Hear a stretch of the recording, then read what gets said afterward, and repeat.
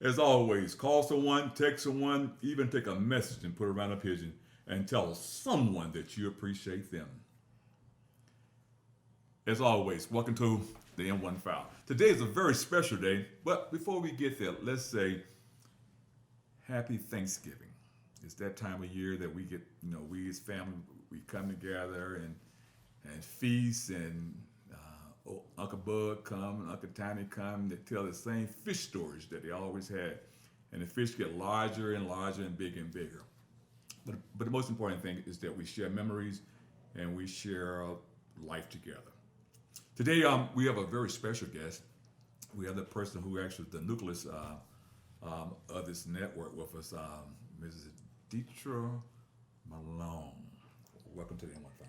Thank you, Doc Taylor. Thank you so much. Glad to be with you today. Now, she has not written her memoir It's coming yet, though. so we're gonna just take a look peep of it, okay? And then once it comes out, let's make sure you guys purchase that, okay? It's very important because a lot of time we read history after people have passed on. We get a chance to talk to history of why people are still here, and that's important that you can touch them and all that kind of stuff. Ms. Malone, Yes, sir. I just heard the rumor that you have stepped down as the president of the NAACP. Dr. Taylor, it is not a rumor. Oh, It is actually okay. a fact. I stepped down effective October 31st as the president of the NAACP Memphis branch, having served as president for almost 3 years. I didn't finish my last term just because my business is going well and I need to focus on my business. But I'm still on the executive committee, just not leading the board at this time. One other question. Yes, sir. Did we accomplish everything that you put out there, Oh, my. or leave anything behind, or did we go beyond? I mean, come on. Doc Taylor, we accomplished a great deal. Okay. I'm very proud of my tenure as president. Did I finish everything that I wanted to? No. But the new president, Van Turner, asked me to serve on the executive committee, so I will have an opportunity to finish this big project that I started, and that's renovating Freedom Hall, which is the NAACP Memphis branch headquarters. Yes. Excited about that. We have funding for that. When I started, the thought was that we were going to sell the property. Okay. It's in that South City area that's coming up. A lot of It's nice down there new now. property coming up and renovations. And there were some who wanted to sell the property, and we could probably gotten a really good penny for it. But our board looked at the fact that we are probably only one of a few branches in the country that owns property, and it's historic property. Attorney Benjamin Hooks, you know Ben Hooks, Right. former national president of the NAACP, actually started his law firm in that building. Wow, I didn't know that, though. You have Jesse Turner's dad. He was big NAACP and one of the founders of the Tri-State Bank. His private accounting practice was in that building. Okay. And so we're focused on renovation and leasing that property out to nonprofits that need a small space or need an office, a conference room.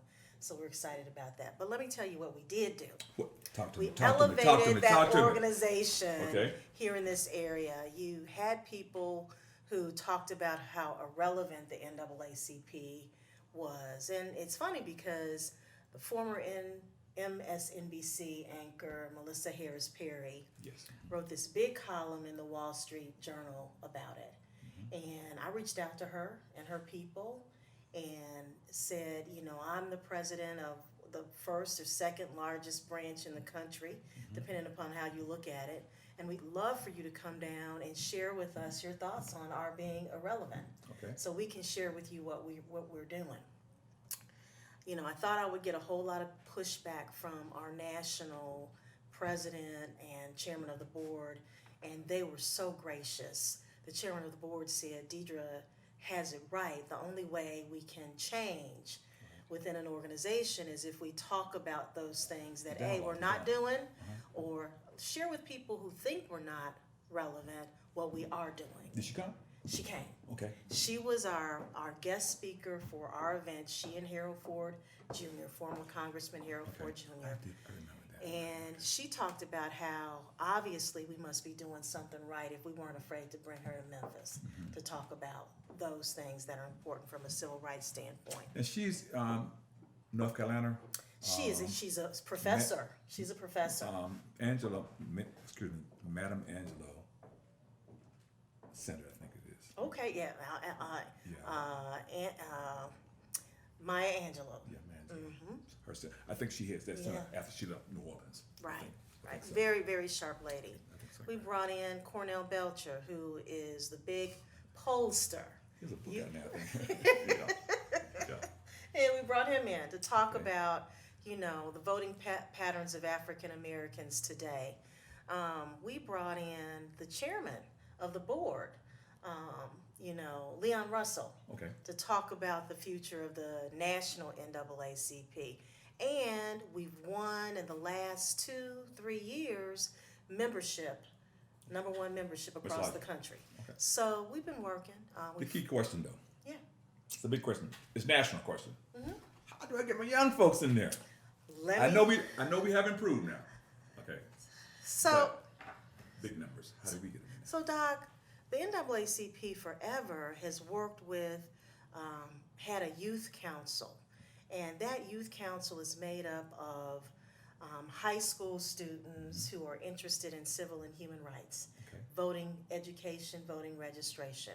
We have had the number one youth council in the last 3 years in this country. Wow, I didn't know that. I was very intentional when I became president on trying to bring in young adults because, some of us are wanting to move on and we need that young, fresh energy in that organization to attract people and know what those issues are that they care about. And so I was very intentional about asking some of the young civil rights activists of today to serve on the executive committee. And about 3 or 4 of them agreed to. So, we're not trying to push seniors out because I'm a senior. At 57, I'm there. Dr. Malone, I did not say that. Now, I want you to make sure. When you watch this, I didn't say that. I have my AARP card. And so we just want to train that new generation. What about voting, though? I mean, this is a national trend now, okay? National. What? I guess if you had to answer, we wouldn't be as. How can we get them more engaged? I think that This is national. It's not Memphis or wherever. No. I think we have to show them that voting is power, and that's a campaign that we have here in Memphis. Voting it has such an impact on your daily lives. So I think when young people see, you want to have a good paying job, you want to be able to buy a house, you want to be able to travel and do all those things that you want to do. But if you have a government that is stifling you, that is taking more from you than you want them to, it is your responsibility to get out there and vote for those candidates that are going to be in line with your vision for your future. And so I think we have to continuously share that message. Yes, sir. Because some of the ones I'm talking to, they deal with the word truth. A lot of them feel that when they do put that person there, the person does not hold up. Then they have to wait 2 years or either 4 years to re-vote. And so but we always can have excuses. Now, don't get me wrong. And Doc, they feel that way though. When I was elected, I would say to my constituents all the time, I need to hear from you. If I don't hear from you, then I think I'm doing peachy keen and everything's cool. So you love what I'm doing and how I'm voting for you. But if you are complacent as a voter and you don't let your elected officials know how you feel, then shame on you. I want to say we 18th, 19th largest city, somewhere in. I know we're in the top 20, and that I do know. To have the person that's over NAACP for that large group of people, as well as we border Mississippi and Arkansas, so a lot of people filter over to our west and to our south. Let's do a little snapshot. I know that you do a lot of things for for women's or young ladies. I know that. Okay, but am I right that if we go back a little bit, you came from a historic black college? Yes. Okay. And now she's yes. And we'll discuss that. So, yes. we can stop that rumor that people who comes from historic black college does not advance. That can stop. That can stop. That should have stopped yesterday, long time ago. Stop. There's a push now dealing with athletes that they are flooding to many other white colleges and hoping to go pro. But there's not a whole lot of spots out there. Right. And some of them are leaving school with no degree. But there's some data from the Black Enterprise said that most kids that are playing ball at black schools, they are leaving with a degree. That's wonderful. The peep is really going up because a lot of the courses now put a lot of stress on academia, greater on time. So we're gonna stop that myth there that if I go to a historic black college / university, that I won't move up in life. Well, here's a very good example. Okay, Jackson State, you guys can put your pom-poms out now. Jackson State University, woo-woo. Okay. But the school board commission, right? Who, me? Were you on the school board? No, but I ran for school board. I was on the county commission. The county Shelby commission. County Commission. Okay. So, but you was not on the school board? No, not on the school board. But Okay. but that was, let me back up and say one thing before we move on, Doc. Young people, NAACP, I mentioned youth council, but I didn't mention young adults. There's a whole young adult component, and my son Brian actually chairs that for this local branch. For healthcare. He's on the healthcare committee, but he also chairs the young adult committee. Okay, gotcha. So if you're a young adult, you want to get active with the NAACP, call Brian Malone. But to your point, Doc, Jackson State University grad, very proud of that. And you have so many athletes that back when I was in college who went pro, either basketball or football. Walter Payton came, he was a little before my time, but he came out of Jackson State. And so we need to support our HBCUs. One thing I'm doing now with the state of Tennessee, I was just appointed by the state legislature, recommended me and Van Turner from West Tennessee to serve on the Historically Black College Commission. Okay. And this is the very first one that a legislature in this country has pulled together. Okay. So Tennessee is progressive in that regard. This is with the new governor. This is with the new governor. Okay.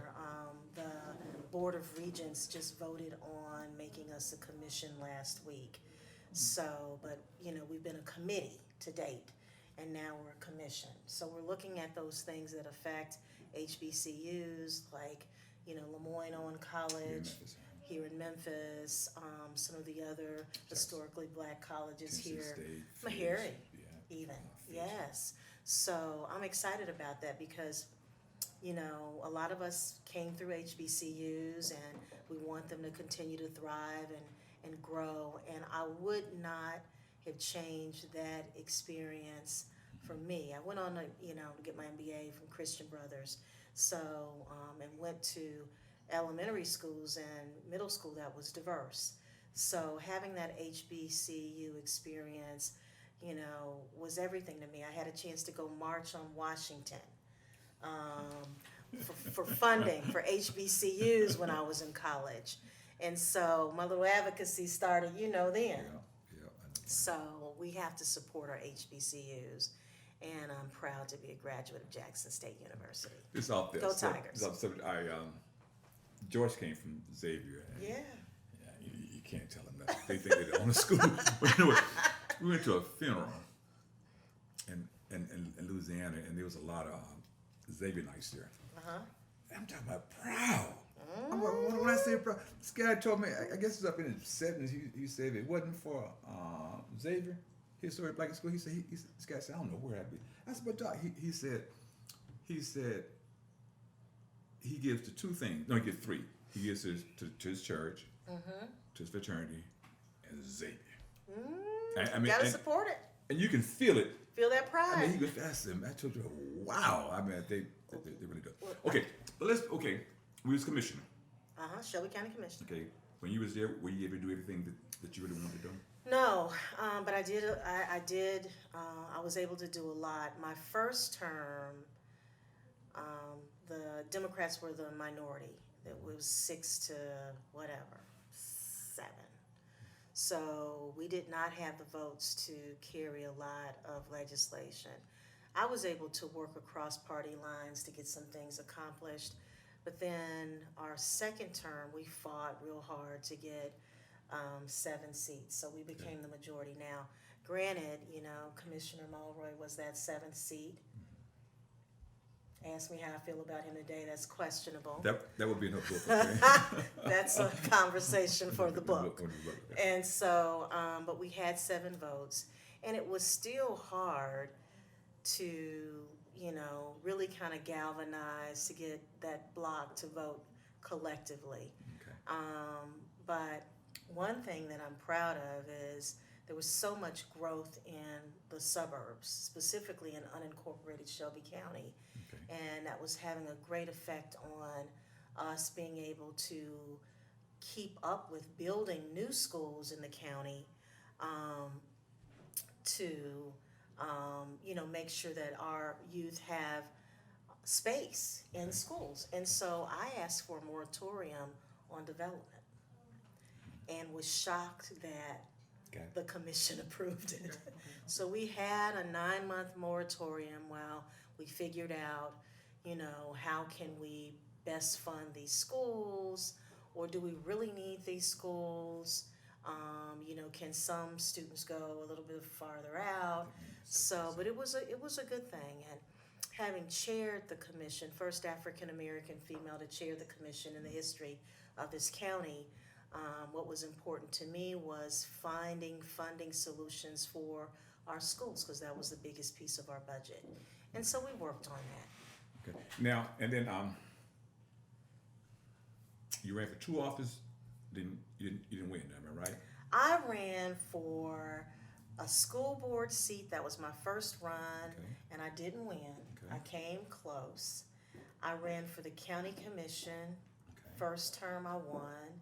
The second term I was unopposed. The next race I ran for was county mayor. And I did. And Congresswoman was next, okay? No. Okay. I ran for county mayor, and that's it. That whole story is going to be in the book. Lesson learned. So I did not win in the primary. I ran a second time for county mayor and won. I won the primary. Okay. I was the Democratic nominee, but it was going to be tough to beat an incumbent, Republican incumbent who had been there 4 years. But I ran because there are certain things that are important to me that I felt like were not being done. Question.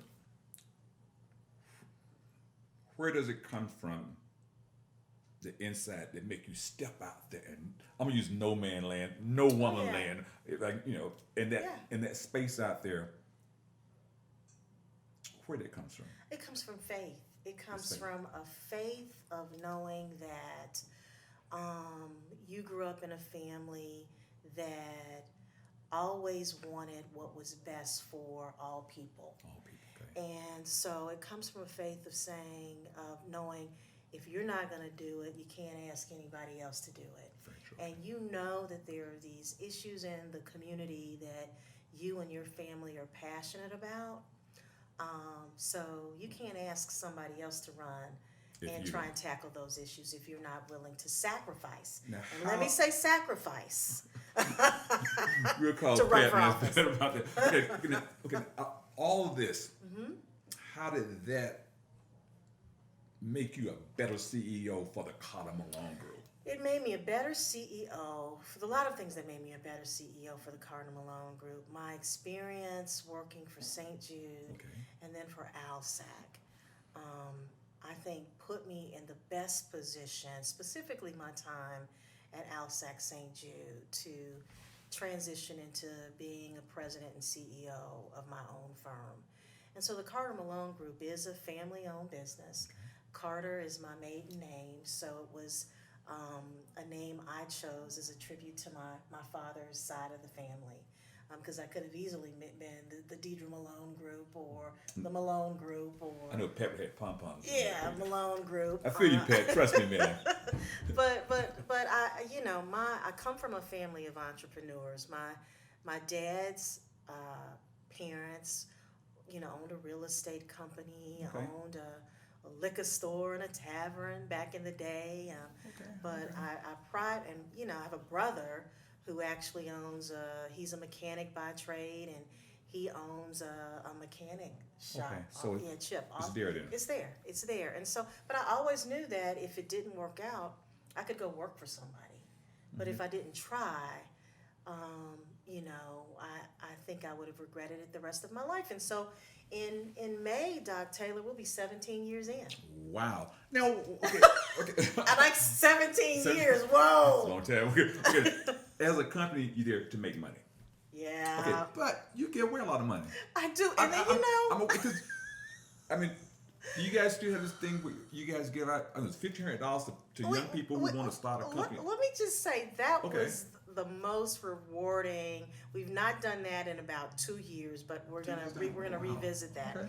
But I was audited once by the IRS. I feel you. Oh, okay. And they were like, Miss Malone, is this a real company? I was like, well, yeah.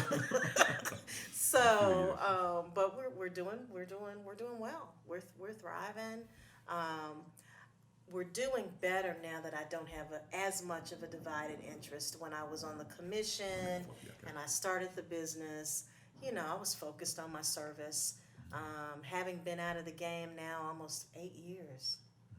But do you think that even though you're here to generate funding, but I know many times, I think you, was it last month, you guys gave someone a check?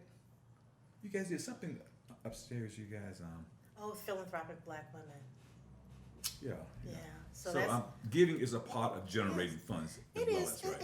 and it's a part of the CMG DNA. I mean, we are blessed, and we believe that we should bless others. Gotcha that. So as a part of that, Philanthropic Black Women is an organization that I'm aligned with, and it's about 7 or 8 African American women who own businesses and who have our own model of giving. But we come together collectively and we give. Okay, now, give your phone number. Okay. The phone number at the Carter Malone Group is 278-901-278-0881. Okay, now, what does a Carter Malone Group do? What do we do? Oh, Besides my give away goodness. money. What you guys do? No, seriously. We are a public relations, marketing, advertising, and government relations firm, and we have an office, and our headquarters is in Memphis, Tennessee, but we also have an office in Jackson, Mississippi. Okay. We do business with businesses all across the country, so we're not just relegated to the Mid-South. We've had clients in Washington, D.C., Chicago, Cincinnati. So we're a full service agency with major clients. So if Big Mama left me a cookbook to make some jelly, and I call 901 278 278 0881. 0081, what you gonna tell me? Well, I'm going to tell you, hey, we've got a small business package if you want to go small first that we can work with you on. But if you want to go big, we can help you too. In other words, I come in there. Other words, if you have an idea, I think the word is linking an idea, or whatever it may be, call the Carter Malone Group. They can help you escalate that to another level. And remember, you only have one life, so if you don't jump out there, don't when you get 80 or 90 years old, you say, I wish I had it. It's too late to jump in because it's hard to even stand up during that age there. Okay. But, okay, so what's the next chapter? Also, she's not going to tell you that because I'm about to pull this stuff out of her. We know that Fair Express here in Memphis, the airport there, I want to say they are the second largest cargo site. She the person gonna make sure everyone get driven into that site there. So She has talk about it just a little bit. It's hard to pull things out of her, okay? Because I guess it's hard to brag on yourself. I do understand it's hard. It's so hard. I pride myself on being really humble about. It's funny that you should say that, Doc, because I have friends who tell me all the time, "You do so much, but people don't know." And I think that's a good thing. I really do, because I don't do it, for people to know. Absolutely. But we're very proud that we are the agency of record for the Memphis and Shelby County Airport. Lesson learned. This was our third time going after this piece of business. And I was laser focused on really trying to get this piece of business, and we won it. I'm not sure if they've had an African American prime firm ever in the history, and so we've been blessed, but we worked real hard to get it. Some of our clients include they're Tennessee Valley Authority, Blue Cross Blue Shield of Tennessee. We're very proud. We love working in the education space, so Aspire Public Schools is one of our clients. Right now we do a couple of things with the city of Memphis. Tonight there is a town hall meeting about M Connect, which is the rapid transit system that MATA and the city of Memphis are working on. Our team is managing that event tonight. So those 7 miles, we're gonna be. It's gonna be fast. Well, Fast. Come out tonight and learn about it. Technology. It's all right. Yeah. I love the STEM support. What's the next chapter? Next chapter is we're going to focus on the business. I'm excited about it. I am the first vice president of the National Women's Political Caucus, and our focus is on recruiting and training women to either run for office or manage campaigns or get appointed to positions. So in the next 2 years or so, I plan on being president of that national organization, and it's one that former Congresswoman Shirley Chisholm and Gloria Steinem founded in the 1970s. Those are big feet or big shoes. I'm not saying you can't do it though. Look, I'm fearless in that regard because of my faith, and so and I'm committed to it. Whoa! Shirley Chisholm, man, absolutely. Wow. She and a group of other women, Gloria Steinem, who's still alive and still, working on that forefront for women's rights. Young folks, Google that. Trust me. National Women's Political Caucus. Okay. Now the camera is not going to show how large Ziggy's feet is or foot is, but where she's stepping down, some big footprints. And not scared. And I do what you like. Ready for it. I do. But also, I'm going to put it out her. If you're going to run for political office, even as a man, okay, because she have had many clients who won. If you want to run for office, also call her, and she'll be able to groom you, nurture you, and tell you some ins and outs, as well as push your name out there in the right place that you can win. Okay, so we're excited about that. We have. So they're a full service PR company. Full service. I mean, full service. If someone throwing, I don't know the word shade, someone throwing shade against you, a slander, right? She's able to tell you to keep your mouth closed, come to her, and she'll make it, better for you. A big part of what we do is crisis communications, and some of the big stories of today, our firm's working on behind the scenes when it comes to crisis, and some stories that may not even hit the paper. We've worked on, so that's a big part of what we offer. Our time has come to an end, but let me be a part of the next chapter, okay? I mean, don't go to Dr. Hudson. Come to me, okay? I'm on a plane. Doc, I'm on a plane, Doc. I'm on a plane. But I want to say thank you. Share this with others. If you're in the Memphis area, or if you're outside the Memphis area, okay? And that number again is 901-278-0881. call that number, and she'll be able to help you to the next level. And Google her. I mean, this is a person who lived in this time. A lot of times we read history, people have passed on. This is someone who lived in this time, this age, who has a memoir of a strong resume that can be able to help someone else. As always, call someone, text someone, and take a message and put it around a pigeon and tell someone that you appreciate them. Thank you much. Hi, I'm Deidre Malone, the host of Dialogue with Deidre. You can find us on the M1 TV network on YouTube, subscribe, and follow us. You can also find us on Facebook at M1 TV Network, Twitter, M1 TV Network 2, and Instagram, M1 TV Network 2. Please follow us so you can keep up to date with what's going on the M1 TV network with Dialogue with Deidre and Black Thought.